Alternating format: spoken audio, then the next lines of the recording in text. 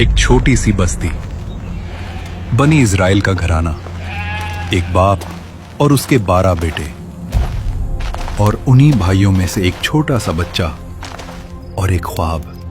लेकिन उस बच्चे को नहीं पता था कि उस ख्वाब की कीमत होगी। भाइयों की साजिश, अंधेरा कुआं, गुलामी की जंजीरें, झूठा इल्जाम, 7 साल कैद, और फिर सल्तनत।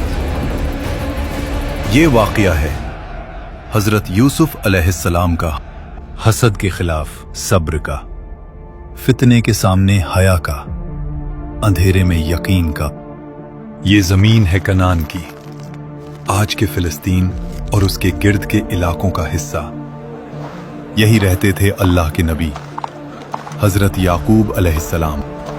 उनका घर सादगी से भरा था मगर रूहानी नूर से रोशन। हजरत याकूब अलैहिस्सलाम हजरत इसहाक अलैहिस्सलाम के बेटे और हजरत इब्राहीम अलैहिस्सलाम के पोते थे। ये सिर्फ एक खानदान नहीं था, ये नबूवत का सिलसिला था। हजरत याकूब अलैहिस्सलाम के 12 बेटे थे, उनमें से 10 एक मां से थे और 2 यूसुफ और छोटे भाई बुन्यामीन एक दूसरी मां से। यूसुफ अलैहिस्सलाम अपने वालिद के बहुत करीब रहते, उनकी बातों को गौर से सुनते। उनके चेहरे पर मासूमियत थी, मगर घर के दूसरे कोने में एक और चीज पल रही थी, हसद। उनके 10 भाई महसूस करते थे कि अब्बा का झुकाव यूसुफ अलैहिस्सलाम की तरफ ज्यादा है। हसद छुप रहता है मगर जलता रहता है। एक रात आसमान सितारों से भरा हुआ, यूसुफ अलैहिस्सलाम नींद में थे। फिर अचानक उनकी आंख खुलती है, सांस तेज, दिल जोर से धड़क रहा था। वो उठते हैं अब्बा जान और दौड़ते हुए हजरत याकूब अलैहिस्सलाम के पास जाते हैं। बेटा यूसुफ, क्या बात है? अब्बा जान, मैंने एक अजीब ख्वाब देखा। मैंने देखा 11 सितारे और सूरज और चांद सब मुझे सजदा कर रहे थे। हजरत याकूब अलैहिस्सलाम समझ गए, ये आम ख्वाब नहीं था, ये बशारत थी। अपना ये ख्वाब अपने भाइयों को मत बताना, वरना वो तुम्हारे खिलाफ साजिश करेंगे। उस रात हजरत याकूब अलैहिस्सलाम समझ गए थे, ये बच्चा सिर्फ उनका बेटा नहीं, मुस्तकबिल का नबी है। मगर जिस पर अल्लाह का इंतखाब होता है, उस पर इम्तिहान भी होते हैं। यूसुफ अलैहिस्सलाम के भाई इकट्ठा बैठे थे, चेहरों पर बेचैनी, आंखों में जलन। एक भाई कहता है, यूसुफ और उसका भाई अब्बा को हमसे ज्यादा प्यारे हैं, हालांकि हम ज्यादा ताकतवर हैं। यूसुफ को कत्ल कर दो या उसे किसी दूर जमीन में फेंक दो ताकि अब्बा की तवज्जो सिर्फ हम पर हो जाए। उसे कत्ल मत करो, अगर कुछ करना ही है तो उसे किसी कुआं में डाल दो, कोई मुसाफिर उसे उठा लेगा। ये फैसला हो गया। फिर वो सब जाते हैं अपने वालिद के पास। हजरत याकूब अलैहिस्सलाम, अब्बा जान, आप यूसुफ को हमारे साथ क्यों नहीं भेजते? हम उसकी हिफाजत करेंगे, वो खेलेगा, खुश रहेगा। मुझे डर है तुम उसे ले जाओगे और कोई भेड़िया उसे खा जाएगा, जबकि तुम उससे गाफिल हो जाओगे। अगर भेड़िया उसे खा गया जबकि हम इतने सारे हैं तो हम तो किसी काम के ना हुए। आखिर बाप का दिल मान गया। सफर, रेगिस्तान की हवा, दूर तक खामोशी। हजरत यूसुफ अलैहिस्सलाम मासूमियत से भाइयों के साथ चल रहे थे।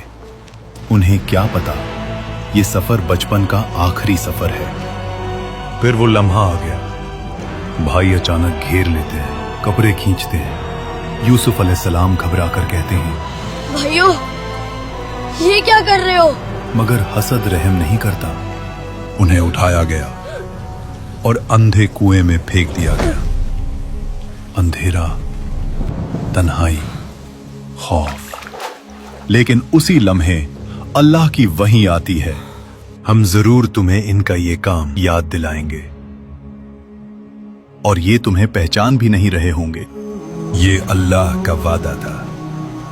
शाम होती है और भाई रोते हुए वापस आते हैं। झूठी कहानी, झूठा खून। अब्बा जान, हम दौड़ लगा रहे थे, यूसुफ को सामान के पास छोड़ा और भेड़िया उसे खा गया। इन भाइयों ने यूसुफ अलैहिस्सलाम की कमीज पर झूठा खून लगा रखा था। याकूब अलैहिस्सलाम ने कमीज देखी और समझ गए। उन्होंने सिर्फ इतना कहा, तुम्हारा नफ्स इस झूठ को सजा कर दिखा रहा है। ये सच नहीं है। ये कैसा भेड़िया था जो यूसुफ को खा गया, मगर उसकी कमीज को कोई नुकसान नहीं पहुंचाया। तो अब सब्र ही बेहतर है और अल्लाह ही मदद करने वाला है। ये एक अजीम सब्र की शुरुआत थी।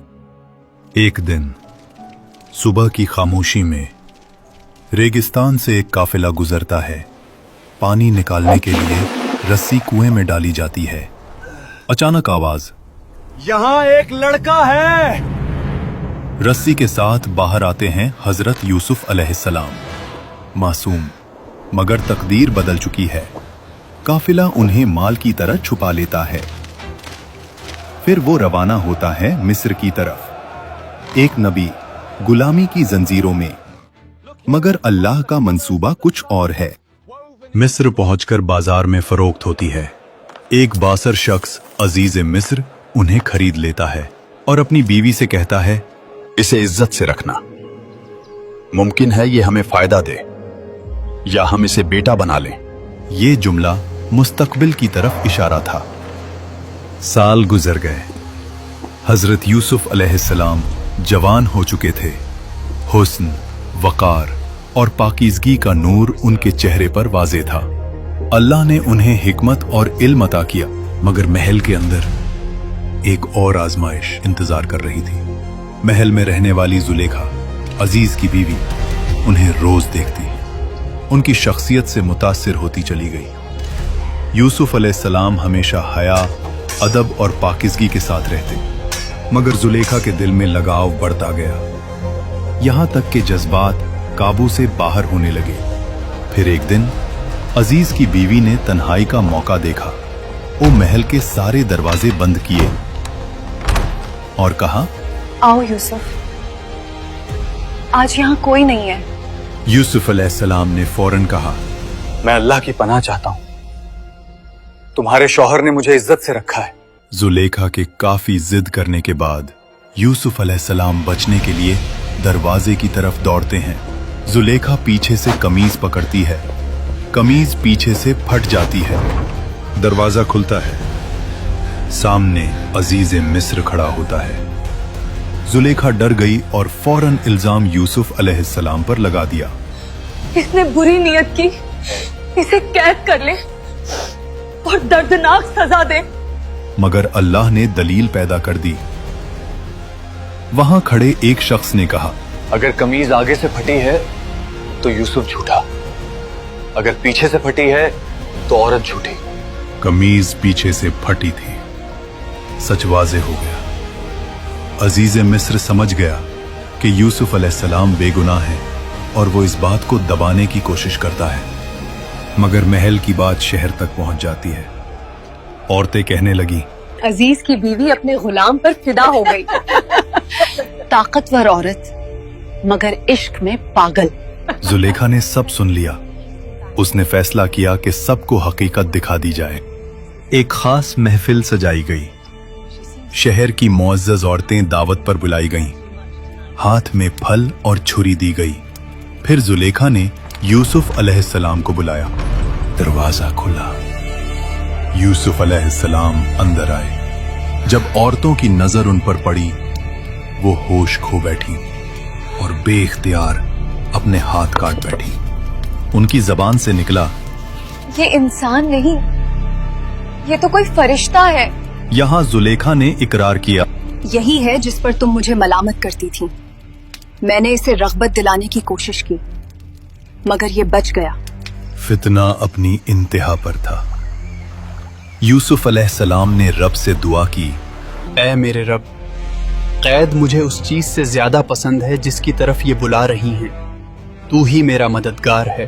اللہ نے دعا قبول کی. حقیقت سب کو پتا ہونے کے باوجود سیاسی مصلحت سے فیصلہ ہوا. یوسف علیہ السلام کو قید میں ڈال دیا گیا.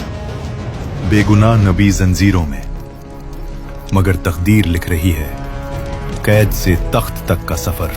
قید خانہ، تنگ دیواریں، بوجھل ہوا، مگر حضرت یوسف علیہ السلام کے چہرے پر سکون تھا. قید میں 2 نوجوان بھی تھے. دونوں نے ایک رات عجیب خواب دیکھا اور دونوں نے یوسف علیہ السلام میں نیکی اور نور دیکھا، اس لیے ان کے پاس آئے. ایک بولا، میں نے خواب دیکھا، میں شراب نچوڑ رہا ہوں. دوسرا بولا، میں نے دیکھا میرے سر پر روٹی ہے اور اس پر پرندے کھا رہے ہیں. ہمیں تعبیر بتائیے، ہم آپ کو نیک لوگوں میں سے دیکھتے ہیں. یوسف علیہ السلام نے فوراً تعبیر نہیں بتائی، پہلے حق کی دعوت دی. جو کھانا تمہیں ملنے والا ہوتا ہے میں اس کے آنے سے پہلے بتا دیتا ہوں. یہ علم اللہ نے دیا ہے. کیا مختلف معبود بہتر ہیں یا ایک اللہ جو سب پر غالب ہے؟ تم جن کی عبادت کرتے ہو وہ صرف نام ہے، حکم صرف اللہ کا ہے. یہ تھا نبی کا طریقہ، ہر موقع کو ہدایت کا ذریعہ بنانا. پھر انہوں نے خواب کی تعبیر بتائی. تم میں سے ایک اپنے بادشاہ کو شراب پلائے گا، دوسرا صلیب دیا جائے گا اور پرندے اس کا سر کھائیں گے. فیصلہ ہو چکا جس کا تم پوچھ رہے تھے. اور واقعی کچھ دن بعد بالکل ویسے ہی ہوا. جو آزاد ہوا اس سے یوسف علیہ السلام نے کہا، اپنے بادشاہ کے پاس میرا ذکر ضرور کرنا. مگر شیطان نے اسے بھلا دیا اور یوسف علیہ السلام مزید کئی سال قید میں رہے.